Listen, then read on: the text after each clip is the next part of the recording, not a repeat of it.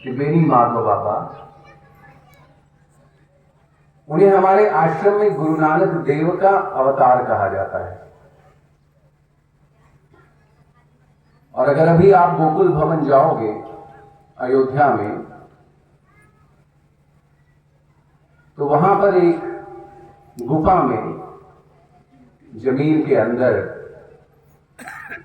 जहां तपस्या करते थे बेनी माधव बाबा, वहां पर गुरु नानक देव की तस्वीर रखी है।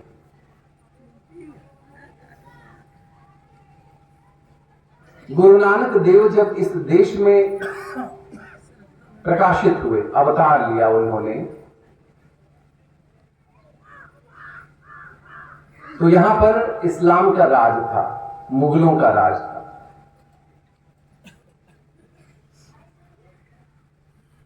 और हिंदुओं में इस्लाम के विरुद्ध एक आक्रोश था, क्रोध था।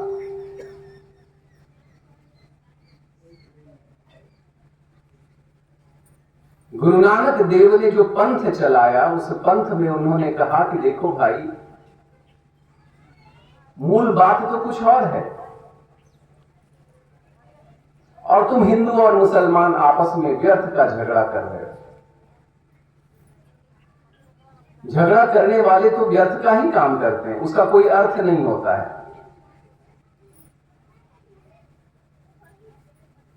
हमारे बड़े महाराज जी से, राममंगल बाबा से किसी ने पूछा कि महाराज जी, जीवन का अर्थ कैसे पता चले? तो उन्होंने कहा कि व्यर्थ की बात छोड़ दो, अर्थ अपने आप सामने आ जाएगा। अर्थ खोजने की आवश्यकता नहीं है, अर्थ तो हमारे अंदर है। लेकिन जो व्यर्थ की बातें हमने पकड़ रखी हैं अपने चारों तरफ, उनकी वजह से अर्थ सामने नहीं आ रहा है। गुरु नानक देव एक व्यापारी के घर पैदा हुए। उनका नाम था मेहता कालू। उनके पिताजी का नाम था मेहता कालू। अब गुरु नानक जी बचपन से ही उदासीन प्रवृत्ति के थे। बहुत खेलने में मन नहीं लगता था, व्यापार में मन नहीं लगता था। लोग बताते हैं कि गुरु नानक देव एक बार एक पेड़ के नीचे सोए हुए थे, और जैसे जैसे धूप बढ़ती जाती है, समय बीतता जाता है, आप देखोगे कि पेड़ की छाया भी बदलती जाती है, जगह बदलती जाती है। तो गुरु नानक देव छाया में सोए हुए थे। जब दोपहर में वहां से किसानों का, उनके गांव के किसानों का दल बीता, तो उन्होंने देखा कि सारे पेड़ों की छाया बदल गई है, केवल गुरु नानक देव को जिस पेड़ ने छाया दी है वो अभी तक अपनी जगह पे है। वो प्रतीक्षा कर रहा था वो पेड़ की, गुरु नानक देव सो ले, उसके बाद हम अपनी जगह बदलें। गुरु नानक देव की ऐसी हालत देखकर उनके पिताजी ने कहा कि इसको कुछ समझाना पड़ेगा, लड़का बिगड़ रहा है, कुछ काम नहीं कर रहा है। उन्होंने 20 रुपए दिए, और उस गांव का ही उनका दोस्त था भाई मर्दाना, उसको बुलाया कि भाई मर्दाना, ये 20 रुपए लो, नानक के साथ शहर में जाओ, और शहर में जाकर इसको व्यापार करना सिखाओ। तो नानक देव ने कहा, व्यापार क्या होता है? उनके पिताजी ने कहा कि व्यापार का मतलब है कि ये 20 रुपए हैं, इन 20 रुपयों में खूब बढ़िया बढ़िया सामान खरीदो, और फिर ये सामान दूसरे को ज्यादा दाम पे बेचो। जो पैसे आएंगे वो लाभ है, इसी को व्यापार कहते हैं, इसी को खरा सौदा कहते हैं। गुरु नानक देव 20 रुपए लिए और अपने भाई के साथ चल दिए शहर की तरफ। शहर की तरफ जाते समय रास्ते में एक गांव पड़ा। उस गांव में जब वो शाम को रुके, उन्होंने देखा कि इस गांव के लोग तो भूखों मर रहे हैं, इनके पास खाने के लिए अन्न नहीं है, बड़ा पुराना कपड़ा पहन रखा है इन्होंने। गुरु नानक देव ने कहा कि भाई मर्दाना, मुझे लगता है कि पिताजी ने जो हम लोगों को सच्चा सौदा सिखाया था व्यापार करना, उसका समय आ गया। मर्दाना कह रहे कि अरे भाई, तुम्हारे पिताजी तुम्हें तो मारेंगे, मुझे जान से मार देंगे। उनके लिए सच्चा सौदा का मतलब है कि इतने पैसे कमा लो कि घर में कमी ना पड़े किसी चीज की। उन्होंने कहा कि भैया ये बताओ कि धन कमाना क्या होता है, सच्चा धन क्या है?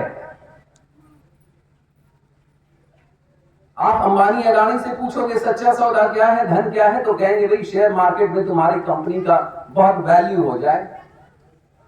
किसी राजनेता से पूछोगे सच्चा सौदा क्या है, तो कहेगा भाई इधर करो उधर करो, लोगों को लड़ाओ, लेकिन मुख्यमंत्री बन जाओ, प्रधानमंत्री बन जाओ, यही सच्चा सौदा है। साधु से पूछोगे, भोला बाबा से पूछोगे सच्चा सौदा क्या है, तो भोला बाबा कहेंगे भजन और सेवा, यही साथ जाता है।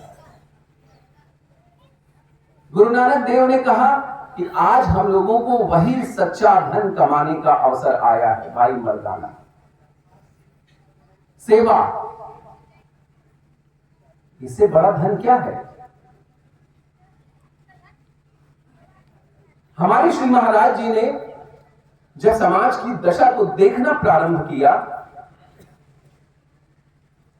तो जैसे अभी सुप्रीम कोर्ट की रूलिंग आई है ना कि बुलडोजर कब चलाना चाहिए कब नहीं, उसने एक निर्देश दिया है, उसी तरह से हमारे महाराज जी ने एक निर्देश दिया कि विधायक और प्रधान बनने के बाद क्या करना चाहिए।